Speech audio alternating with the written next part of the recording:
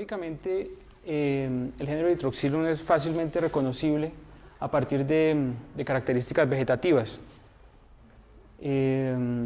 Las hojas simples alternas, de margen entero, con estípulas intrapeciolares, digamos que es suficientemente diagnóstico para reconocer un Eritroxylum en el campo.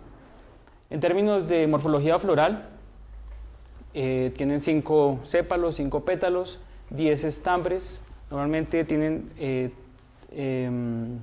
3 estilos que pueden estar fusionados o estar completamente libres. Y algo muy interesante en la morfología floral de Eritroxylum y es que presenta distilia, es decir, presenta algunas flores con estambres largos y estilos cortos, es decir, brevistilas bueno, de estilos cortos, y otras flores con estilos largos y estambres cortos, como pueden ver, digamos, como pueden verlo ahí. La de arriba tiene estilos cortos y la de abajo tiene estilos largos. Digamos, esto es una estrategia de polinización para evitar que se fecunde a sí misma y incrementar el cruce entre diferentes individuos y aumentar así pues la variabilidad genética. Un rasgo que es comúnmente utilizado para reconocer un Eritroxylum son esas 2 líneas de vernación que presentan el envés de la hoja. Estas son, inicialmente se creyó que eran de origen vascular, que eran venas. Luego, a comienzo de siglo, haciendo anatomía, pues se dieron cuenta que no, que simplemente son huellas que deja el tipo de vernación de la hoja. Es decir, la hoja antes de abrir está envuelta hacia el envés y al abrir deja esas huellas debido a la presencia de ceras en el envés foliar, pero esto no ocurre en todas las especies, ocurre en una mínima cantidad de especies, entre ellas las especies cultivadas.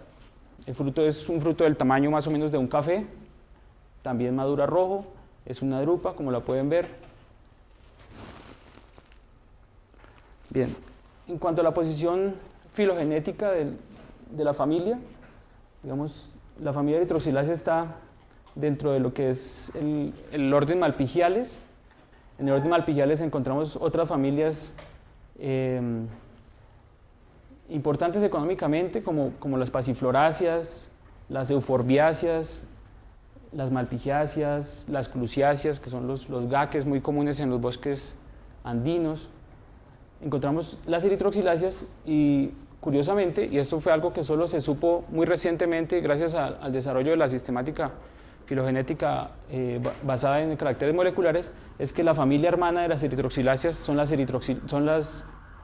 las rizoforáceas, es decir, la familia del mangle. O sea, las cocas son el grupo hermano de los mangles, algo insospechado por la morfología tan modificada que tienen los mangles al hábitat pues, salobre.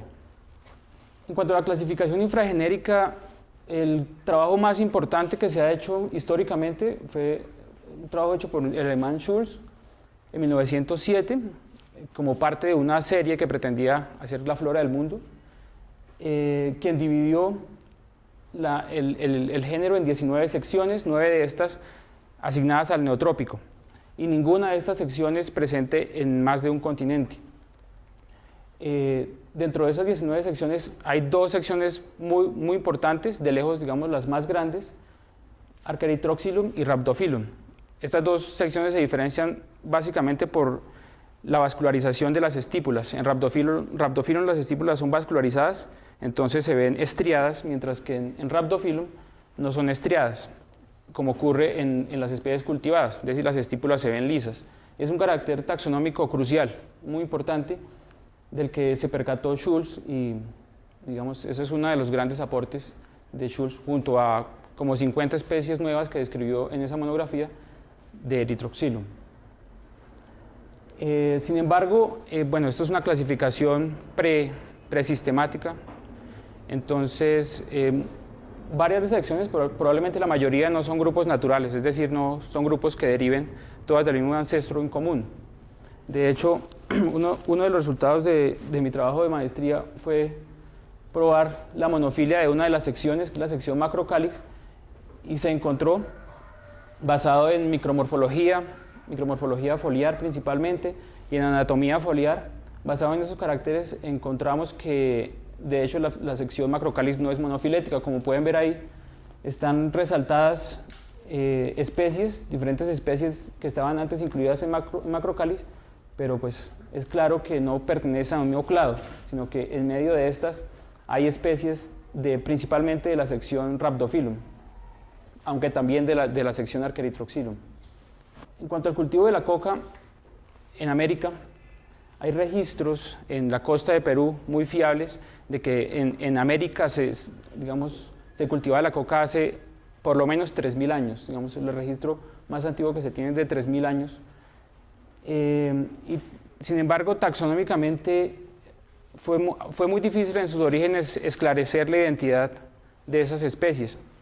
Por un lado, porque inicialmente la coca fue un producto que se comercializó desde Perú, Bolivia, hacia Estados Unidos y se utilizaba para la elaboración industrial de diferentes bebidas energéticas. De hecho, alcanzó a haber un vino muy popular en la época antes de la prohibición pues, de la cocaína.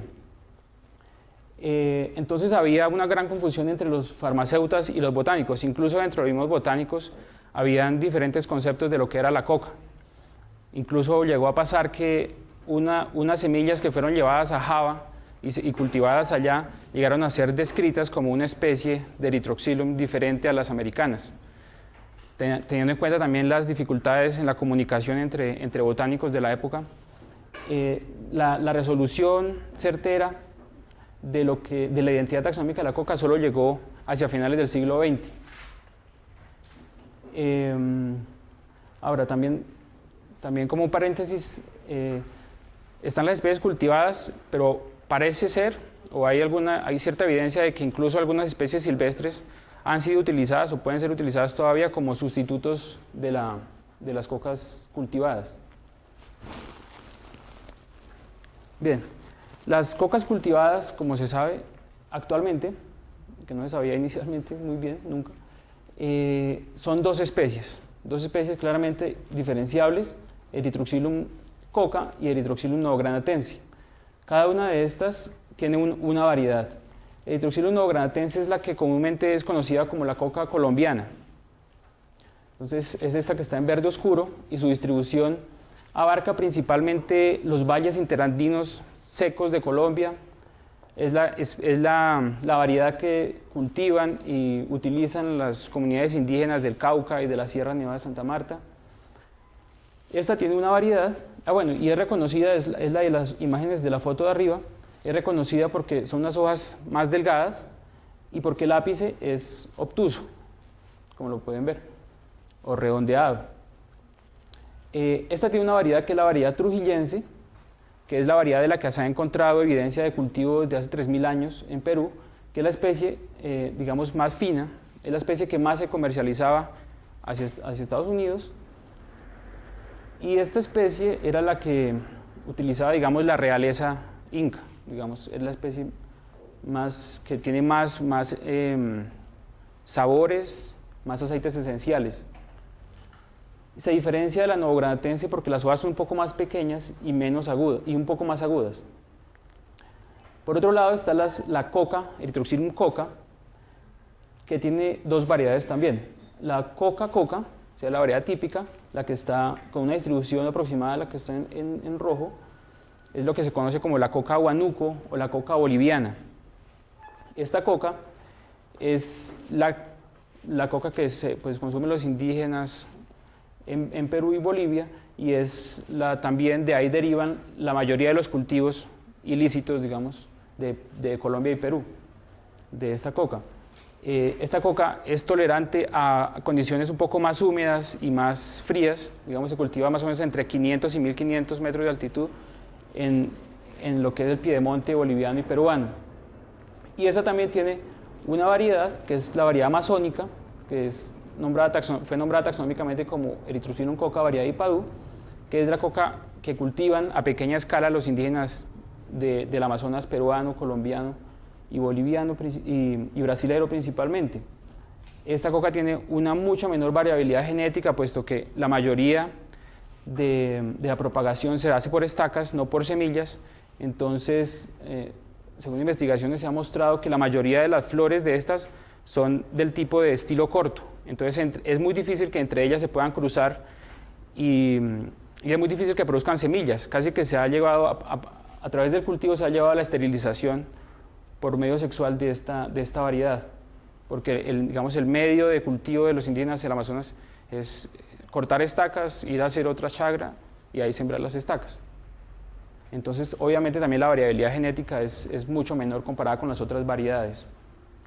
Morfológicamente es, digamos, intermedia entre lo que es Erythrocilum coca, variedad coca, y Erythrocilum novogranatense. Sin embargo, como lo pueden ver en la filogenia, que esta es una filogenia todavía no publicada, datos no publicados, pero se ha encontrado que no solo son diferentes, claramente diferenciables, sino que no son especies hermanas, ni siquiera. O sea, Erythrocilum coca, por ejemplo, está más cercana a unas especies silvestres que crecen también en Colombia, como Erythrocilum gracilipes y Erythrocilum ondense.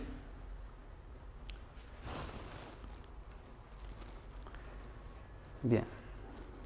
En cuanto a la diversidad de las cocas silvestres, lo que hemos encontrado a lo largo de este tiempo de estudio taxonómico de las eritroxiláceas en Colombia es que en Colombia hay aproximadamente 44 especies de Erythrocilum. Si comparamos con la diversidad de otros países, pues Brasil tiene una mucho mayor diversidad, es un país también mucho más extenso e incluye uno de los centros de diversificación más importantes, como es el noreste brasilero, pero sí, Colombia constituye, digamos, el segundo país en términos de riqueza de especies. Antes de iniciar nuestros estudios taxonómicos, Venezuela tenía más especies, pero se han llegado a conocer nuevas cosas, tanto registros nuevos como especies nuevas que hacen de Colombia el segundo país más rico. En cuanto a diversidad por secciones, digamos, la sección Archaerythrocilum es de lejos la sección más importante, así como lo es dentro de todo el género, seguida por Rhabdophilum, Microphyllum y Macrocáliz. Acá se muestra pues el mapa de Colombia con gradillas de 1 grado por 1 grado, mostrando la riqueza de especies en cada una de esas gradillas. Y se destaca esta zona acá, del Magdalena Medio, especialmente de la zona alta del Magdalena Medio, donde en esta gradilla de 1 grado por 1 grado se presentan entre 11 y 12 especies. Asimismo, esta región que comprende los valles del Magdalena y los valles del Cauca, y esta región de afloramientos guayaneses entre el Caquetá y el Amazonas, digamos lo que es Chiribiquete. Por regiones, encontramos que los Andes comprende la mayor cantidad de especies, seguidos por el Valle del Magdalena. Acá se separan, como se propone para el catálogo de la flora de Colombia, en Andes, Valle del Magdalena y Valle del Cauca se separan de Andes, más o menos considerando una altitud de 1000 metros hacia abajo se considera Valle del Magdalena o Valle del Cauca. Luego sigue la región guayanesa, el Amazonas, la Orinoquía y pues finalmente la Sierra Nevada de Santa Marta. Por afinidad, digamos, entre regiones, teniendo en cuenta los registros de Erythrocilum, se encuentra que la región Caribe comparte un gran número de especies con la región del Valle del Magdalena. De hecho, algunas especies su distribución tiene una disyunción en lo que es la zona húmeda del Magdalena Medio y se presentan en la zona alta, que es seca, digamos Honda hasta el Huila, y se vuelven a presentar ya en el Cesar. Entonces ahí se comparten muchas especies, pero son disyuntas, es decir, no se encuentran digamos en Puerto Boyacá hacia abajo, o Dorada hacia abajo. Esta afinidad acá entre Pacífico y Amazonas se debe principalmente a la presencia de especies que viven en zonas muy húmedas. Por ejemplo, Erythrocilum squamatum, es una especie que por hábitat, digamos, siempre se encuentra en zonas muy húmedas, o Erythrocilum gracilipes también. Luego se comparten acá con Andes, Valle del Cauca, la Guyana por su gran cantidad de endemismos, digamos, se separa, así como la Sierra Nevada de Santa Marta y la Orinoquía, se separan de los demás. En cuanto a su distribución altitudinal en Colombia, esto también cumpliría para otros países. La mayoría de las especies están por debajo de su distribución, está por debajo de los 500 metros. Entonces acá se ve por especies cuál es su rango de distribución altitudinal. Lo que se sale un poco del patrón es esta especie, de la que luego hablaremos un poquito, que es Erythrocilum riverae. Y acá es como un histograma de la frecuencia eso es de registros de especies, es decir, la mayoría de registros también están en las zonas bajas, así como la mayor cantidad de especies. Si vemos por departamentos, acá en verde se muestran los departamentos con mayor cantidad de especies, luego pues entre más blanco menor y entre más morado es menor. Entonces los departamentos en los que se ha registrado mayor cantidad de especies, mayor riqueza de especies son Antioquia y Caquetá. Digamos, estos departamentos acá están como intermedios y pues digamos, probablemente porque presentan mayores altitudes, por ejemplo Boyacá pues tiene menos especies. En cuanto a densidad de muestreo, esto es número de registros basados en la base de datos que tenemos de todos los herbarios que hemos visitado. Encontramos que el Quindío, Caldas y Atlántico son los departamentos con mayor densidad de muestreo. Sin embargo, por ejemplo, Antioquia tiene mayor cantidad de especies, pero no es uno de los departamentos con mayor densidad de muestreo, y tampoco lo es Caquetá. Seguramente podríamos esperar encontrar más especies si se aumenta el muestreo en estos departamentos, lo que probablemente no ocurriría en el Quindío. Esto es por área. Esto es la cantidad de especies por área, entonces igual, más o menos un patrón semejante. En Atlántico encontramos una mayor cantidad de especies por área, pues tiene un área muy pequeña, pero además tiene un departamento bien muestreado, además Valle del Cauca, Quindío, Antioquia y Cundinamarca. Ahora, si comparamos, digamos, lo que podríamos llamar la calidad del muestreo, que es como el número de registros por área, con la cantidad de especies por área, o sea, la cantidad de especies encontradas en un departamento dividido por el área, encontramos que hay algunos departamentos, pues encontramos que hay cierta relación, primero, que hay una cierta relación en la regresión, aunque el R cuadrado es como de 0.5, es decir, apenas la mitad de la densidad de especies es explicada por la calidad del muestreo.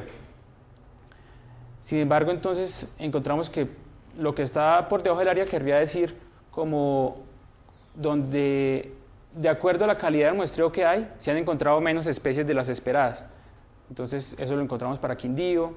Lo contrario ocurre en los que están por encima de la línea. Vamos, estos son valores muy extremos. Entonces, en la siguiente muestra, en la siguiente imagen está la misma, pero quitando esos valores extremos, y se muestra entonces que están estos departamentos, digamos, donde hay más diversidad de la esperada y donde probablemente si muestramos mejor en esos departamentos vamos a encontrar más cosas. Especialmente, cabe resaltar incluso estos departamentos que aparentemente deben estar muy bien muestreados como Valle del Cauca, Antioquia y Chocó. Pienso yo que eso pues ya habría que ver detalladamente dentro de cada departamento, pero que corresponde principalmente a la región pacífica, porque pues esos departamentos están bien muestreados, pero más en la zona de los valles y en la zona, en la zona andina.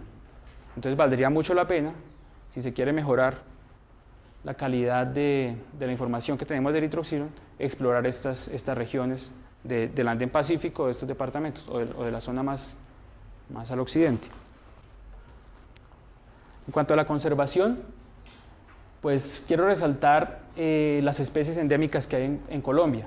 Estrictamente hemos registrado estas 8 especies. Probablemente también hay otras 2 especies que son endémicas. En cuanto a Erythrocilum haughti, es una especie que se distribuye por los valles, el Valle Alto del Magdalena y el Valle del Cauca, y también el Valle del Patía, pero hay un registro en Ecuador del que no tenemos certeza, entonces puede que sea endémica o casi endémica. Y la otra es una especie nueva que estamos describiendo de esta región, que probablemente también se encuentra en Venezuela, pero pues valdría la pena primero revisar las colecciones en los herbarios de Venezuela. Respecto a las demás, les cuento un poco, digamos, todas son de distribución muy restringida, las endémicas. Esta es una especie restringida al Valle del Patía. Esta es una especie que se llama Erythrocilum acroveles, que se conoce solamente de una colección de los años 40 de Cuatrecasas. Es un árbol de 30 metros que crece cerca de Buenaventura y no se ha vuelto a colectar. Algo semejante ocurre con esta especie, de la que no tengo imagen, que es Erythrocilum popayanense, de la que solo se conoce el espécimen colectado por Humboldt. Entonces, esa está aún más difícil de encontrar. Hay otras especies acá, en esta región donde se muestra tan alta diversidad. Hay dos especies de la región del Río Claro.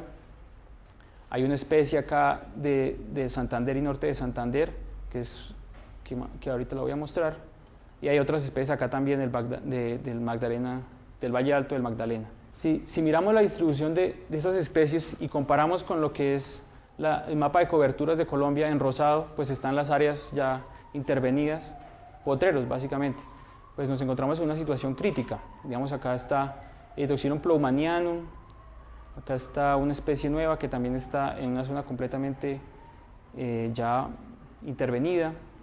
Básicamente se salva, digamos, esta especie ha sido colectada en una región donde todavía hay una reserva, entonces digamos hay más posibilidades de que mantenga en buen estado de conservación. Igual pasa con las especies que están en la región más sur del país. Crecen en zonas de valles centenarios donde por lo general ya ha habido una intervención humana muy grande desde hace mucho tiempo. Y para mostrarles un caso singular, fue esta especie que describimos de un bosque de roble a más de 2.000 metros de altura en Santander. Es una especie arbórea que, para mostrar también algo que es muy característico de Erythrocilum, es que no crece en agrupaciones, o sea, nunca son especies comunes donde uno las encuentra. Esta es una especie arbórea, una especie de 14 metros, que crece en el bosque de robles a 2.000 metros, donde pues, era muy improbable encontrar un Erythrocilum, en una región donde además se ha estado colectando desde los años 80 constantemente, y sin embargo ahí estaba, una especie nueva, muy diferente de las demás especies,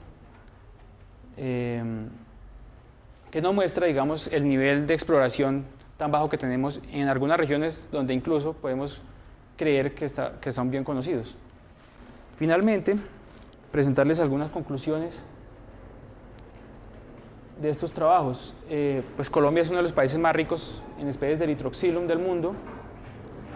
Algo para tener en cuenta es que la conservación de las cocas silvestres en Colombia depende mucho del establecimiento de áreas de conservación en una región donde prácticamente no existen parques naturales, que es en los valles secos de los valles interandinos secos, tanto el Cauca como el Magdalena y el Patía. Además de esto, como tenemos, digamos, una calidad muy buena de información taxonómica sobre Erythrocilum, Erythrocilum podría ser visto como un modelo para otros grupos en términos de conservación, para otros grupos con distribuciones y con preferencias de hábitat semejantes a Erythrocilum. Muchas gracias.